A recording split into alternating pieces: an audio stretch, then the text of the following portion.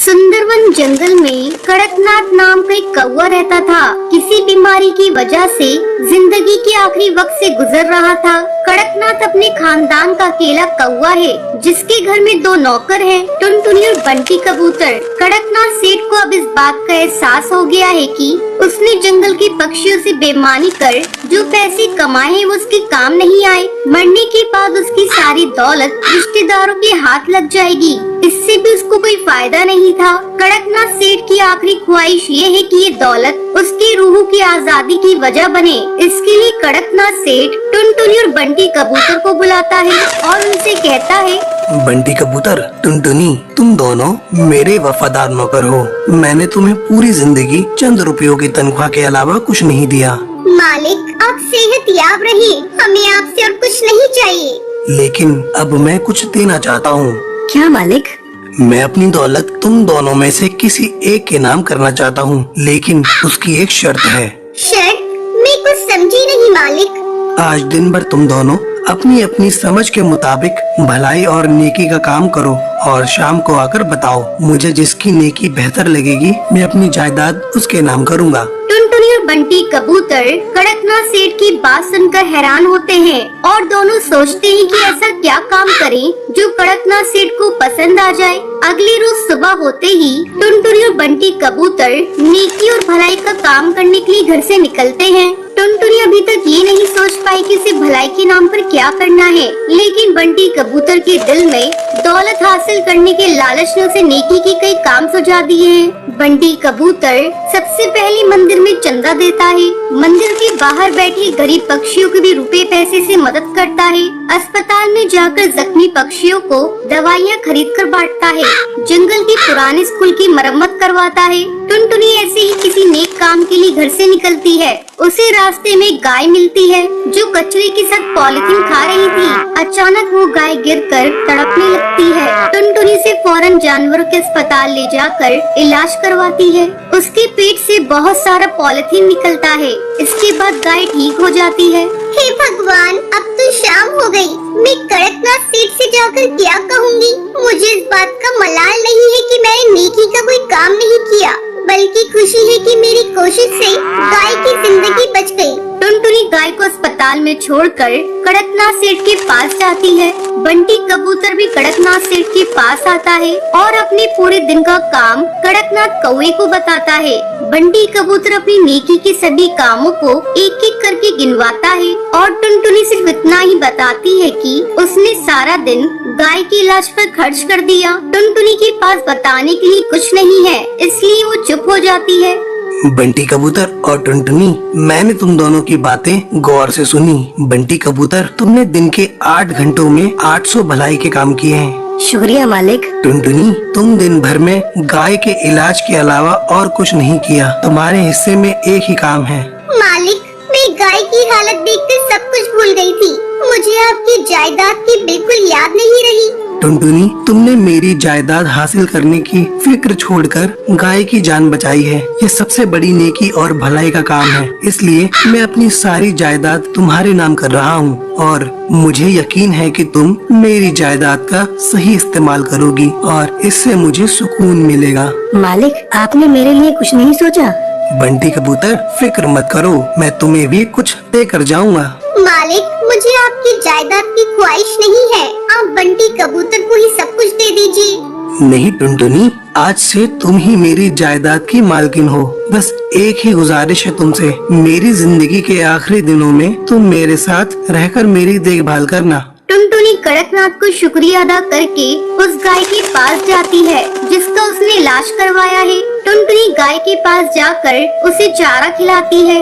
गाय अब पूरी तरह से ठीक हो गई थी।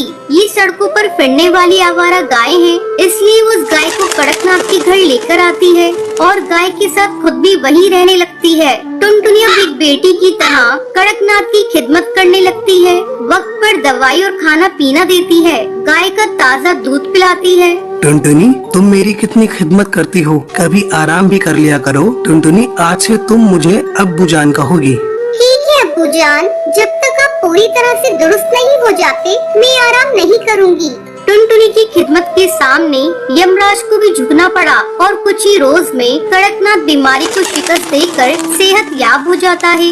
टुनटुनी बेटी, अब तो डॉक्टर ने भी कह दिया है कि मेरी पूरी तरह सेहत दुरुस्त है। यह तुम्हारी वजह से मुमकिन हुआ है। नहीं अब्बू जान, आपके दुरुस्त होने में दवाइयों के साथ गाय के दूध का भी करिश्मा है। हाँ बेटी, गाय के दूध ने मेरे जैसे बीमार के लिए जड़ी बूटी का काम किया है। बेजान जिस्म में जान डाल दी है। हाँ अब्बू, जब एक गाय ये करिश्मा कर सकती है तो हजारों लाखों गाय इस मुल्क को बदल सकती है। टुनटुनी, गाय हमारे लिए ऊपर वाले की नेमत है। आज से हम अपनी जिंदगी और दौलत गायों की खिदमत में लगाएंगे। कड़कनाथ सेठ और टुनटुनी मिलकर गाय की खिदमत को ही अपनी जिंदगी बना लेते हैं।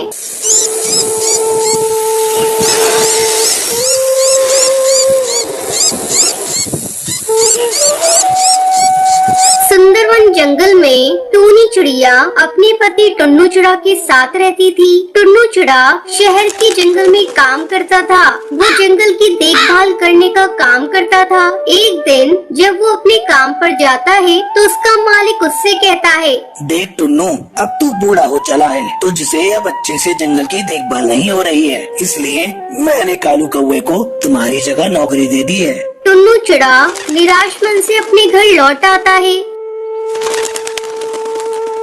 जब टूनी चिड़िया टुन्नू चिड़ा को उदास देखती है तो उससे पूछती है, क्या हुआ जी, आप क्यों उदास हैं? और इतनी जल्दी आप काम से वापस कैसे आ गए? टुन्नू चिड़ा उसकी किसी बात का जवाब नहीं देता। टूनी चिड़िया सोचने लगती है, लगता है टुन्नू चिड़ा की तबीयत ठीक नहीं है, मैं इन्हें ज्यादा परेशान नहीं करूंगी। अगले दिन से टुन्नू चिड़ा काम की तलाश में निकल जाता है। कई दिनों तक वो काम की तलाश करता रहता है, लेकिन उसे कोई काम नहीं मिलता।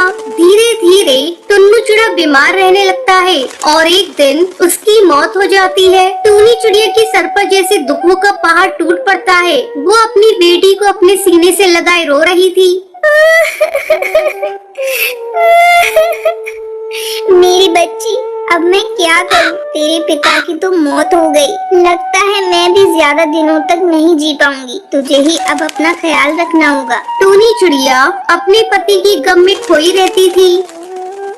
एक दिन जब वो भोजन की तलाश में जा रही थी, तभी एक शिकारी उसे अपना शिकार बना लेता है। टूनी चिड़िया के मरने के बाद उसकी बेटी टुनटुनी चिड़िया अनाथ हो जाती है। वो अकेली घोंसले के बाहर बैठी रो रही थी। कहाँ हूँ माँ? जल्दी आओ, माँ रात हो रही है। माँ, मुझे बहुत डर लग रहा है।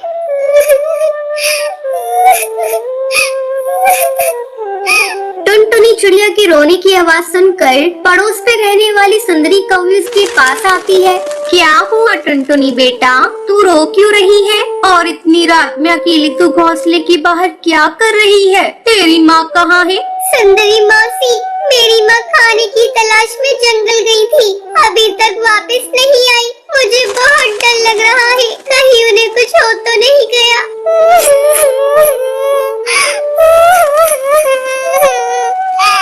ठीक है टुनटुनी बेटा, जब तक तेरी माँ नहीं आती तू मेरे साथ मेरे घोंसले में चल। रात में सांप और जंगली बिल्ली का खतरा बहुत है। इसी तरह कई दिन गुजर जाते हैं, लेकिन टूनी चिड़िया वापस नहीं आती। तब एक दिन सुंदरी कौवी टुनटुनी चिड़िया को लेकर उसकी नानी के घर जाती है। सुंदरी कौवी उसकी नानी से कहती है, अरे काकी जी, मुझे लगता है किसी ने टुनटुनी की माँ का शिकार कर लिया। कई दिनों से इसकी माँ घर नहीं लौटी है, इसलिए मैं इसे लेकर आपके पास आई हूँ।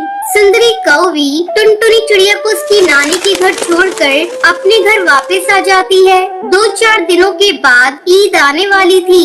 जंगल के पक्षी ईद की तैयारी कर रहे थे। जब टुनटुनी चिड़िया ये सब देखती है तो अपनी नानी से कहती है, नानी नानी, मैं भी ईद की तैयारी करूंगी, नए नए कपड़े लाऊंगी। जंगल के सारे पक्षी ईद के लिए कपड़े लेने जा रहे हैं, मैं भी ईद मनाऊंगी। ठीक है बेटा, मैं तेरे लिए आज नए नए कपड़े और नए जूते लेकर आऊंगी। मेरी बच्ची, तू किसी बात की चिंता मत करना। तेरी माँ नहीं है तो क्या हुआ, मैं तेरी सारी इच्छाओं को पूरा करूंगी। चल बेटा, तू जल्दी से खाना खा ले, फिर मैं बाजार जाकर तेरे लिए नए नए कपड़े लाऊंगी। नानी, मैं भी आपके साथ बाजार चलूंगी। टुनटुनी चिड़िया चिड़िया और उसकी नानी दोनों साथ में बाजार जाती हैं और जो जो वो खरीदने के लिए कहती है उसे खरीद कर देती है। वो नहीं चाहती थी कि टुनटुनी चिड़िया को उसके माँ बाप की कमी महसूस हो। टुनटुनी चिड़िया नए कपड़े और नए जूते पाकर बहुत खुश होती है और जंगल के पक्षी के साथ ईद अच्छे से मनाती है। टुनटुनी को पक्षियों के साथ ईद मनाते हुए देखकर टुनटुनी चिड़िया की नानी बहुत खुश होती है। नानी, ईद मुबारक। आप भी नए कपड़े पहन लीजिए, फिर हम दोनों साथ में ईद मनाएंगे। इतना कहकर टुनटुनी चिड़िया अपनी नानी के साथ ईद की खुशियों में खो जाती है और टुनटुनी चिड़िया अपनी नानी के साथ खुशी खुशी रहने लगती है।